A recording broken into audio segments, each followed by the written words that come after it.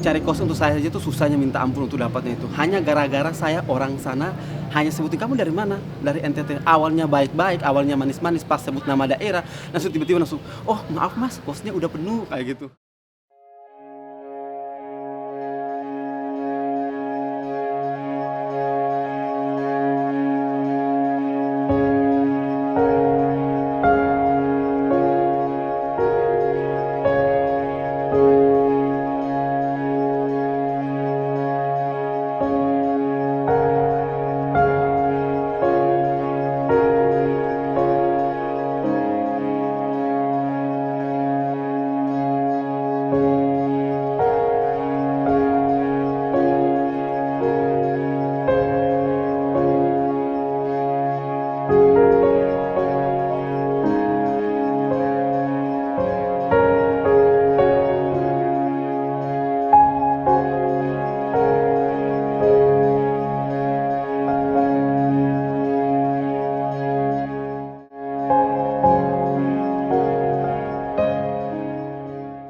Saya merasakan ketidaknyamanan di Jogja ketika saya beberapa kali pernah terkena kasus pelecehan seksual. Jadi dulu saya seseorang yang mengekspresikan gender saya dengan rambut panjang, terus saya juga pakai tote bag, tas jinjing yang mungkin bagi sebagian orang itu lebih melekat pada perempuan dan semacamnya. Tubuh saya kurus dan semacamnya, dan saya merasakan 3 kali saya pernah di catcalling. Itu kejadiannya tidak di kota, tapi lebih di daerah perdesaan, di salah satu desa di yang saya berpikir bahwa penduduk-penduduk di desa mungkin agak lebih sopan, lebih ramah, dan tidak punya tendensi untuk melakukan pelecehan seksual. Penerimaan dari penduduk sendiri kayak ya udahlah itu biasa dan semacamnya. Nah, hal-hal yang biasa-biasa itu yang membuat Jogja berhenti nyaman. Jadi waktu itu di daerah sebenarnya masih daerah kampus, daerah ngekos gitu. Saya lagi jalan, terus tiba-tiba ada tukang nasi goreng teriak Ahok gitu. Saya lewat sendiri aja itu padahal, terus saya kaget dong, saya pikir loh siapa ini yang dipanggil, kemudian saya noleh ke belakang, dia ngeliat saya terus dia bilang lagi Ahok gitu. Terus saya jadi bingung dan takut gitu loh ya, maksudnya mungkin pada saat itu memang sedang musim-musim panas ya politiknya, tapi kan itu di Jakarta gitu loh. Saya merasa ada beberapa hal yang menurut saya itu diskriminatif dan tidak toleran. Pertama, misal di tempat-tempat umum gitu, orang-orang yang berpenampilan seperti saya yang menggunakan cadar atau bahkan hanya menggunakan kerudung yang tampak besar saja itu mendapatkan perlakuan yang diskriminatif. Misal sering mendapat seperti sindiran, kemudian kayak pernah juga dilarang untuk melakukan akses ke hal-hal tertentu atau tempat-tempat tertentu.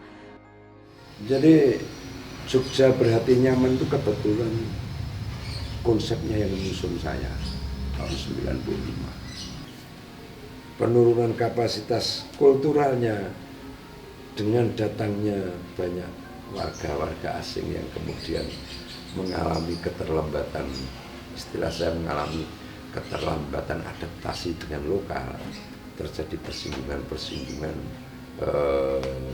budaya, kebiasaan dengan warga Jogja. Akhirnya ya Jogja menjadi semacam riuh gitu dengan.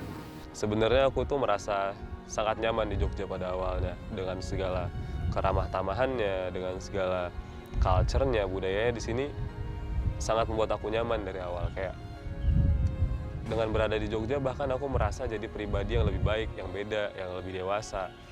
Kayak beberapa culture sederhana di sini yang kayak kalau misalnya kita ketemu orang itu senyum terus kita harus senyum balik. Hal kayak gitu buat kita ngerasa oh ternyata gini ya cara orang Jogja itu menghargai orang lain dengan tersenyum ternyata. Karena di tempatku sendiri di Batam hal itu nggak berlaku, malah aku nganggapnya kalau ada orang senyum ke kita tuh kayak aneh banget sedangkan kita nggak kenal. Tapi kayak lama-kelamaan Jogja ini kok kayak apa ya, mungkin sebenarnya seluruh daerah itu bakalan etnosentris kalau menurutku. Tapi karena Jogja itu menyandang kota budaya, kota pendidikan, ada banyak universitas di sini. Aku ngerasa etnosentrisitas dari Jogja sebenarnya itu harus sedikit banyak disingkirkan, karena hal-hal seperti itu membuat pendatang jadi kurang nyaman gitu. Walaupun sebenarnya gini, sebenarnya pendatang juga harus menghargai culture dari kota Jogja sendiri. Tapi yang kami harapkan, Jogja juga harus bisa menerima pendatang dengan segala keunikannya yang sama sekali berbeda dari Jogja gitu.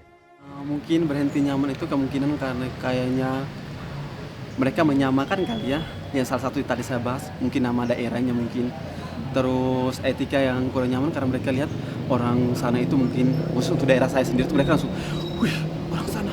Karena dulu kita untuk nyari kosan aja itu susah. Saya pertama kesini kan tinggalnya sama kakak sepupu. Untuk cari kos untuk saya aja tuh susahnya minta ampun untuk dapatnya itu. Hanya gara-gara saya orang sana hanya sebutin kamu dari mana? Dari NTT. Awalnya baik-baik, awalnya manis-manis, pas sebut nama daerah, langsung tiba-tiba oh maaf mas, kosnya udah penuh kayak gitu. Jogja ini dikatakan sebagai miniatur Indonesia, di mana perkembangan kota Jogja itu sendiri pembangunannya adalah karena kota pusat pendidikan dan pusat kebudayaan. Sehingga kemudian keniscayaan kehadiran orang-orang pendatang ke sini itu menjadi sangat penting. Dan bahkan itu menjadi roda perekonomian. Masalah yang muncul sebenarnya itu hanyalah sebatas persepsi ketika kemudian tadi warga memiliki eksklusivitas sendiri, sedangkan warga yang pendatang kurang mau berbaur dengan warga yang asli. Yang ke depan yang perlu kita lakukan adalah bagaimana sebenarnya ada budaya serawung di Jogja. Sehingga orang-orang pendatang ini bisa mendekatkan dengan diri dengan warga, sehingga sentimen-sentimen seperti warga yang memiliki kontrakan atau kos menolak orang-orang Papua yang akan tinggal di tempatnya itu bisa diminimalisir. Ada satu ungkapan yang dipercaya oleh siapapun, yang diyakini kebenarannya oleh siapapun yang berasal dari suku manapun, yaitu di mana bumi dipijak, di sana langit dijunjung. Ini kan menunjukkan bahwa ada penghormatan atas kultur yang ada di satu tempat. Tetapi tentu bisa saja terjadi friksi, bisa saja terjadi semacam kekagetan karena masyarakat Jogja memiliki kebiasaan-kebiasaan tertentu, masyarakat yang datang punya kebiasaan-kebiasaan tertentu. Tidak hanya para pelajar itu, barangkali juga wisatawan, barangkali juga dari suku, bangsa lain, dan sebagainya di situ terjadi, tetapi itu bukan semata-mata sebagai penyebab utama dari munculnya intoleransi. Intoleransi itu sebetulnya tidak muncul dari bertemunya berbagai macam latar belakang itu. Intoleransi itu sendiri muncul dari adanya kelompok yang merasa paling unggul dibandingkan dengan yang lain. Harapannya baik orang lokal Jogja maupun orang pendatang itu sama-sama toleransi. Kota Jogja yang dikenal sebagai kota pendidikan, pariwisata, penuh budaya itu ya ayolah dicerminkan dalam toleransi itu gitu. Orang yang terdidik akan selalu berusaha memahami orang lain, tidak hanya melihat secara dangkal apa yang orang lain lakukan. Pesan saya baik bagi orang lokal maupun pendatang yang tinggal di Jogja, bangunlah Jogja dengan toleransi. Ya, saya tetap ingin bahwa Jogja itu tetap menjadi kota yang sederhana, walaupun segalanya di sini ada mall, hotel berbintang 5, pusat rekreasi, pusat hiburan. Tapi saya tetap berharap Jogja bisa menjaga kesederhanaan ini. Kita sama-sama sebagai warga Jogja. Jogja sebagai miniatur Indonesia.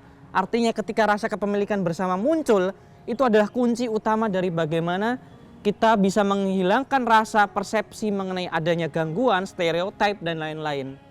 Saya memiliki banyak kesan-kesan positif, kesan-kesan bahagia, memori-memori bahagia dari Jogja.